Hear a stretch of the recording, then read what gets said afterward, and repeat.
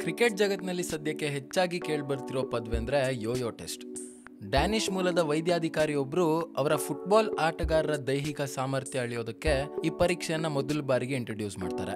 ಈ ಹಿಂದೆ ಚಾಲನೆಯಲ್ಲಿದ್ದಂಥ beep test ಇವಾಗ ಸುಧಾರಣೆಗೊಂಡು ಯೋಯೋ ಟೆಸ್ಟ್ ಆಗಿದೆ. ಈ ಟೆಸ್ಟ್ ಫೇಲ್ ಆದವರ ಪೈಕಿ ಯುವರಾಜ್ ಸಿಂಗ್, ಸುರೇಶ್ ರೈನಾ ಮೊದಲಿಗರು. ಇತ್ತೀಚೆಗಷ್ಟೇ ಅಂಬಟ್ಟಿ ರಾಯ್ಡು, ಮೊಹಮ್ಮದ್ ಶಾಮಿ ಹಾಗೂ ಸಂಜು ಸ್ಯಾಮ್ಸನ್ ಕೂಡ ಈ ಟೆಸ್ಟಲ್ಲಿ ಫೇಲ್ ಆದರು. ತಂತ್ರಾಂಶ ಆಧಾರಿತ ಪ್ರಕ್ರಿಯೆ ಇದಾಗಿದ್ದು 5 ಮೀಟರ್ 20 ಮೀಟರ್ಗಳ 2 ಗುರಿಗಳಿರುತ್ತೆ. ಆರಂಭ ಹಾಗೂ ಕೊನೆಯ ಗುರಿಯನ್ನು ನಿಗದಿತ ಅವಧಿಯಲ್ಲಿ ಓಡಿ ಪೂರೈಸಬೇಕಾಗುತ್ತೆ. ಬೀಪ್ ಆರಂಭಗೊಂಡೊಡನೆ ಓಟ ಆರಂಭ ಮಾಡಬೇಕು. ಮತ್ತೆ ಅವರು ಎಷ್ಟು ಟೈಮ್ಗೆ ಇದನ್ನು ಕಂಪ್ಲೀಟ್ ಮಾಡ್ತಾರೆ ಅನ್ನೋದು ಕೂಡ ರೆಕಾರ್ಡ್ ಆಗುತ್ತೆ.